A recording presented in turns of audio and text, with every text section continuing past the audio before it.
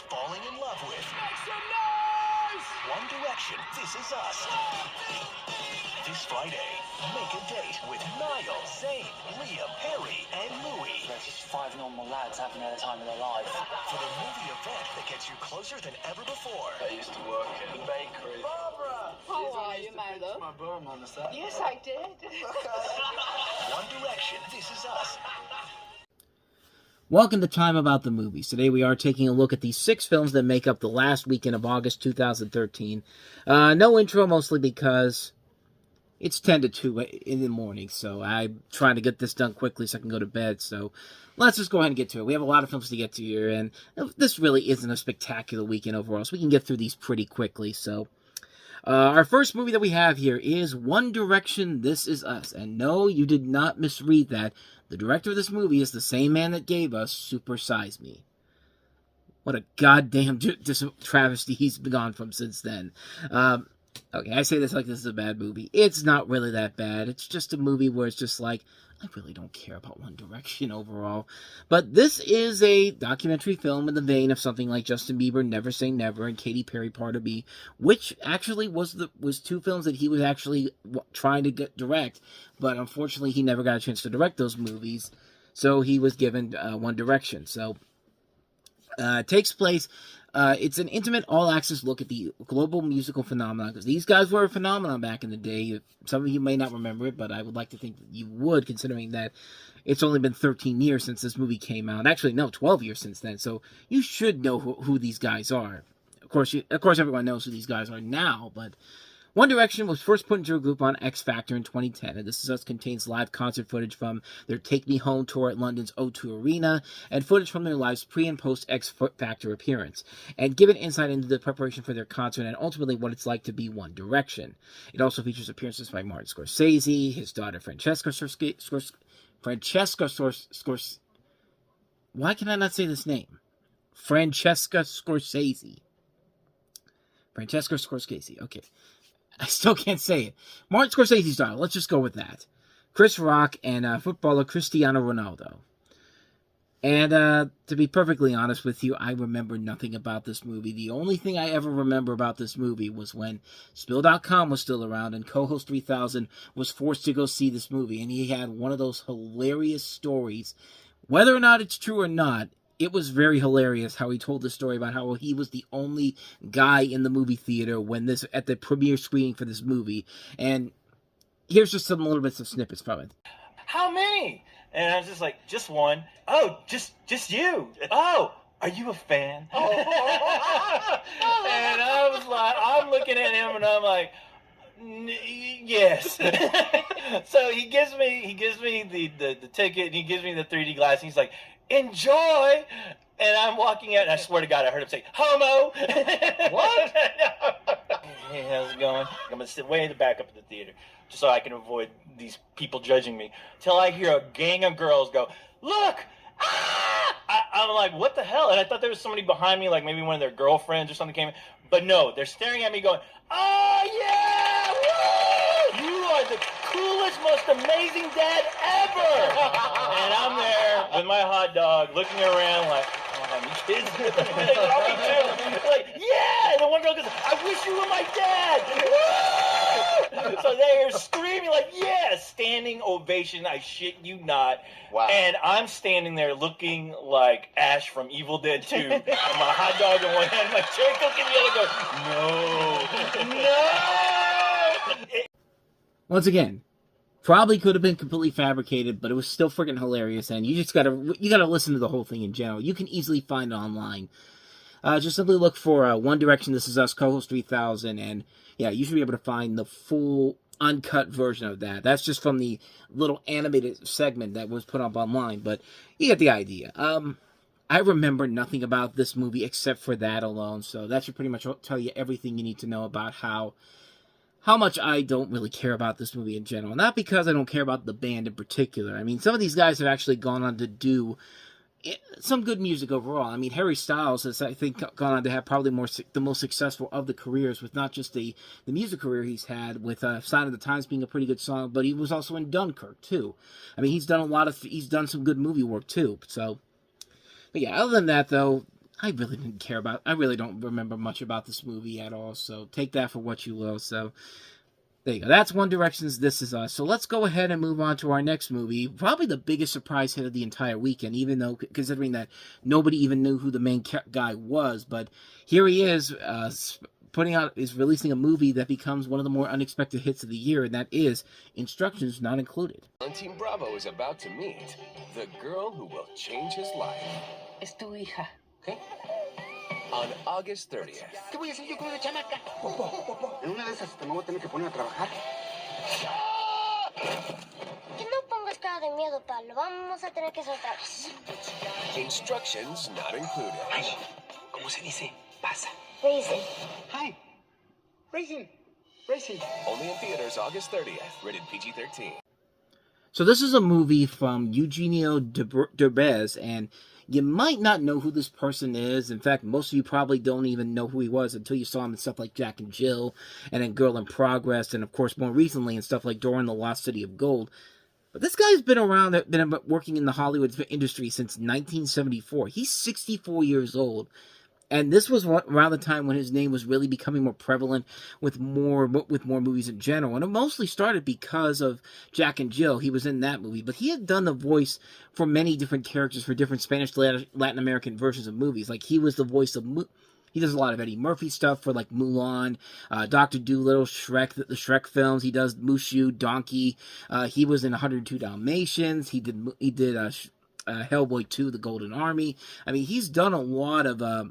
essentially a lot of Spanish dubbing for a lot of different movies in general. So he was just coming into his own here. And the fact that this movie was a real unexpected hit that made over $100 million without a big marketing campaign behind it. And it didn't even get a big theatrical release overall. This thing only opened up in 348 theaters, and yet it made over $22,000 per screen on $7.8 million on its opening weekend, and went on to gross over $100 million. And it's a movie where, you know, it didn't really have a big marketing push overall, but the Mexican audiences, the Latino audiences really came together and made it the big hit that it was in general. It was a big hit, and it kind of made this guy into a star in general here, and actually led to a remake of this movie with Omar Sy from Jurassic World and the In-Betweeners in France. Like, it's a really odd situation with this movie in general here. The premise of this movie is that Eugenio Derbez stars as a Mexican playboy who's suddenly saddled with a love child at his doorstep and sets off to Los Angeles to find the mother. So, not really anything too smart or too engaging about this movie. In fact, it took me a long time to actually see this film because I really had no interest for it whatsoever, even despite how good it was doing overall, because it just didn't look that amazing overall. I mean, the game plan, I think, did it much better, and even then, that wasn't a great movie overall. This film in particular, I watched it. It's alright. It's nothing really that amazing. It's nothing really that spectacular. It's just... it is what it is. It's the type of film you expect. It's kind of like The Pacifier. It's like The Game Plan. It's like a movie where, you know, you got this guy who's completely unprepared for parenthood, but you know sooner or later, as time goes on throughout the course of the movie, he'll learn to love the child that he's involved with here, and, you know, he has to make the decision of whether or not he wants to keep the child, and then by the end, he knows he wants to keep the child overall. So it's not really a shocker what happens at the end of this movie. Nothing really groundbreaking happens here, but it isn't that bad of a movie. It's just kind of a film where it's just kind of like, it's there. It's not doing anything really that bad or really that good overall. It's just kind of there. You see it, and it's just passable at the very least. It's a movie where it is just kind of like, yeah, it is what it is. And yeah, it's just kind of a mediocre film in general here. Nothing too spectacular, nothing too amazing, but compared to some of the other movies we have this weekend, it's definitely a lot better. Case in point with our next movie, which, yeah, this one, I don't know what the hell they were thinking with this one here, but we have Ethan Hawke and Selena Gomez starring in the action thriller. It's so bizarre. Sorry, I can't even talk straight. The action thriller Getaway. Where's my wife? She's fine for now. The bank is something I need. Steal it, and your wife lives. Get caught, she dies. I'm coming with you. I need to be told that she is all right. What are you doing? Stop the car. I'll do whatever I have to get her back. Getaway, rated PG-13, starts August 30th. hey, it's cool we get to see the grabber taking these kids without killing them. Like this feels like a precursor to the Black Phone, except it's not turning into a horror movie. And yeah, this is really fucking stupid, man. This is one of the stupidest movies I have ever seen in my entire life. And just you should expect anything less from the same director that gave us the masterpiece of garbage, or I'm sorry, the masterpiece that is Dungeons and Dragons, the 2000 film. Yes, this is that same director that gave us that movie. Ethan Hawke stars as former race car driver Brent Magna, who's pitted against the clock as he commands a custom Shelby Super Mustang, taking it and its unwitting owner on a high-speed adventure at the command of a mysterious villain on a race against time to save the life of his kidnapped wife. So yeah, this is a movie that's been done to death before. This feels like a watered-down mockbuster version of Drive when you really look at it. To the point where, when your other big star in the movie is Jon Voight and Bruce Payne. Bruce Payne's a guy that you used to see a lot back in the day in the 1990s. This is the guy that was the villain in Passenger 57. And sure enough, he was also in Dungeons and Dragons, directed by the same director. This is a straight up. Oh, and Paul Freeman is in this movie. The late great Paul Freeman, who was he's not late great because he's Ivan. To a lot of older people, he is Renee Belloc from Raiders of the Lost Ark. But to the kids in the 90s, including myself, he's Ivan. That's Ivan Ooze from Power Rangers the movie. When you're casting guys like that for a movie by Warner Brothers, directed by the director of Dungeons and Dragons, you know that you're in for a really, really bad movie. This is a terrible, terrible movie that just makes no sense whatsoever. Nothing about this film makes any sense in general. It doesn't even know whether or not it's supposed to be taken seriously or not, but it's one of the stupidest movies I have ever seen. It might be the worst thing Warner Brothers has ever been associated with since probably Torque. And that movie is also this movie and Torque are very similar in the stupidity levels, but at least Torque knew how stupid it really was. Torque at least had a sense of humor about itself. It wasn't a great movie, but at least it knew how hilarious it was. This is taking it straightforward seriously, and it just fails to a whole nother level. And really, from the moment you see the director of Dungeons and Dragons, that should have been your first warning sign to get the F on out of here. And yeah, most people did not buy into it. It was a major flop. What a shocker. A movie like this bombed. I could have told you that before the thing even came out. That's how bad this is. So, yeah, Getaway. Yeah, you should just get away from this movie, plain and simple. So yeah, with all that said, let's go ahead and move on to our next movie, and that is Closed Circuit. November 30th, 10:43, bright sunny day, innocent people. Truck approaches for 10:45. This is the most high-profile murder case in British history. British intelligence brought him in as a double agent, and that's where it all went wrong. Well, it's nice we get to see the opening of Die Hard with a Vengeance through various cameras. Literally, a trailer makes you think like it's the beginning of Die Hard with a Vengeance. All that's missing is Summer in the City playing in the background. But it's a typical morning in London when a powerful bomb explodes in the heart of the city. After the smoke cleared, sole surviving terrorist cell member Faruka Erdogan, played by Dennis Machida, was quickly taken into custody as preparations for his trials begin. However, the government's plan to use classified evidence to prosecute the suspect leads the Attorney General, played by Jim Broadbent, to appoint Special Advocate Claudia Simmons-Howe, played by Rebecca Hall, to the case. Claudia's unique position as a government-approved defense lawyer ensures that she can review the top-secret evidence and advocate for full disclosure during the inevitable closed-session portion of the trial. Once Claudia has revealed the evidence, however, any communication with the defense team and the defendant himself is strictly forbidden. Later, when Erdogan's lawyer dies, just before the trial begins, Claudia's driven ex-lover, attorney Martin Rose, played by Eric Bana, takes his place, realizing that the previous affair could jeopardize their involvement with the case. Claudia and Martin vow to keep the relationship a well-guarded secret. In time, however, Martin's exhaustive investigation reveals evidence of a shocking conspiracy that threatens to consume them both. Now, this was written by Stephen Knight, and we talked about some of his movies in the past, and, this is the guy that written a lot of good stuff, like Dirty Pretty Things, Eastern Promises is another really good movie of his. He's made a lot of stuff that hasn't been that great, though. This is the guy who gave us Who Wants to Be a Millionaire, but he's also the guy who's written some lackluster stuff, such as Burnt, Allied, Seventh Son. His best stuff overall has been stuff like Peaky Blinders and And he also did more recently the FX version of A Christmas Carol, which was one of the biggest disappointments I've ever seen. I can tell you that much. But the director of this movie is John Crowley. Mr. Crowley. Like, that was a horrible impression right there. Mr. Crowley. You get the idea. But he's also the guy that would later go on to direct Brooklyn with Saoirse Ronan, and then direct one of the most pretentious movies ever in The Goldfinch with Anson Elgort. But in this movie's case, this is pretty mediocre for a conspiracy thriller movie. It's one of those movies where right from the get-go, you pretty much know exactly how it's going to pan out. You know exactly what the twists and turns are going to be, and there's no shocker whatsoever when the film gets to its final point overall. And it's just kind of like, yeah, it really does feel like a film that is just. It's a movie that really feels like it wants to get out of there. And I think Focus Features put this out on this particular weekend because of what they happened with the successes of The Constant Gardener and The American, these movies that weren't expected to be big hits overall. They figured, let's do the same thing with this movie. I mean, we should be able to get a hit out of this, and no, they didn't get a hit out of this. This thing did not do as well as they expected to. It only bought $6.5 million.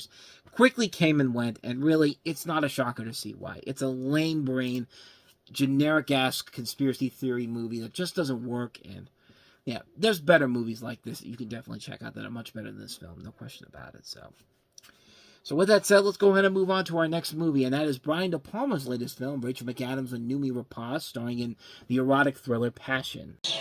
Ends now. Open the door, Christine. Did you do it? I didn't kill Christine. Do you recognize this? I listened. I learned. I did exactly what you would do. The perfect murder. On one hand, hey, it's Brian De Palma returning to what made his name back in the day. The bad news is, this is one of his lesser films in general, but this is an erotic thriller, which you have Christine, played by Rachel McAdams, who possesses the natural elegance and casual ease associated with one who has a healthy relationship with money and power.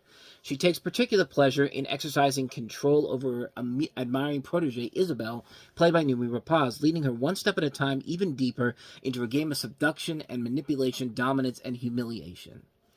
And like I said, Brian De Palma, if you're going to get somebody to direct an erotic thriller and make it work, Brian De Palma is your guy to go to here. This is the guy that gave us such masterpieces of vintage classic, masterpieces of the erotic thriller genre, like Dress to Kill, Body Double, even his more recent stuff like Femme Fatale, The Black Dahlia. These are movies that are one of the reasons why Brian De Palma is such a reliable director when it comes to this genre. But even then, even with him making as many classic movies as this is definitely one of those ones where it really fails to get exactly what you're hoping for with a film like this. And it's a bummer of a movie, man. It's a movie where if you're going to get somebody to direct a film like this, Brian De Palma's your guy to do it. But unfortunately, it's one of those things, kind of like with Ridley Scott. He kind of lost his way with making erotic thrillers because, yeah, a movie that has Noomi Rapace and Rachel McAdams in an erotic thriller should get you excited. I mean, should get you titillated by what you're going to see here because, there's going to be some pretty good sex scenes with them, you would think. Even then, it's not really worth it in the end. And the mystery itself really is not that great overall. It's a movie where there's definitely pieces of something that could maybe work to his favor, but it just isn't there in this movie, man. It was a movie that I was kind of looking forward to seeing because of what Brian De Palma had done in the past, and it really let me down in the end, like it did a lot of people in general here. Plus, they kind of changed the ending around from the original version of this, because this is an English-language remake of a French film, I think, from 2010, from French film called Love Crime, and supposedly they changed the ending of that movie around, and yeah, when you do that, you better have a good reason for it, but the ending they went with here just seems really generic, seems really forced overall. It just didn't work in the end. It's a movie where you expect so much more from a director like Brian De Palma, and he just doesn't have that knack anymore. Not to say that the guy can't direct anymore, but he just kind of has lost his way at this point. This is actually one of his last couple films he did, with the last one being Domino, featuring Nikolaj Coster-Waldau from Game of Thrones, which kind of is his last crime thriller overall, and even that one wasn't that great overall. So, yeah, you could definitely say that this guy was kind of petering out of his career overall, but doesn't take away from his great stuff overall he did in the past. So, but this definitely was a film that really didn't seem like it was heading in the right direction overall. So, Yeah, not a great film from Brian De Palma, unfortunately. So let's go ahead and end this on sort of a better note here. Let's end the show with this film here. Kathryn Hahn, starring alongside Josh Radnor, Juno Temple, and Jane Lynch in the indie comedy Afternoon Delight. He's gonna leave you. Yes. You are the one that needs help, not her. So help me! Not everyone gets to be happy.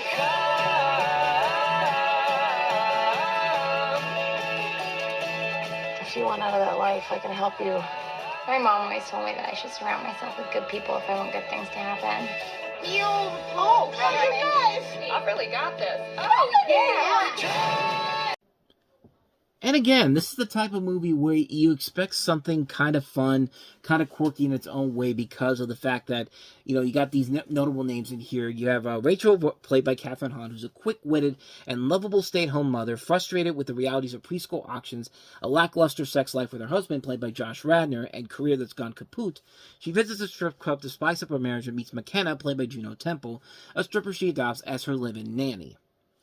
This is a movie that really does give her an opportunity for character. It gives an opportunity for not just Kathryn Hahn, but Josh Radnor and Juno Temple a chance to shine in their own leading roles here. And it does work overall with them involved in it. I think they're the best things about the film in general. It also gives the writer and director, Jill Soloway, who's written a lot of stuff that you might not be familiar with, but you've definitely seen. Stuff like The Oblongs, United States of Terror, How to Make It in America, 6 Feet Under. The show she did after this, which I think this is the same the person that did the Jeffrey Tambor show, Transparent, apparently.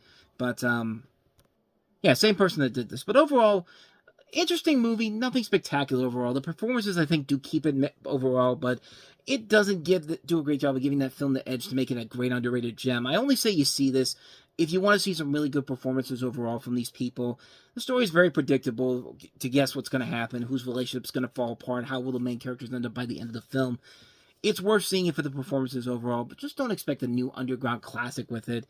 It is what it is. Nothing too spectacular, nothing too amazing. Afternoon Delight, not really a great delight overall, but still good enough to say it's worth it for a one-time watch, but nothing else.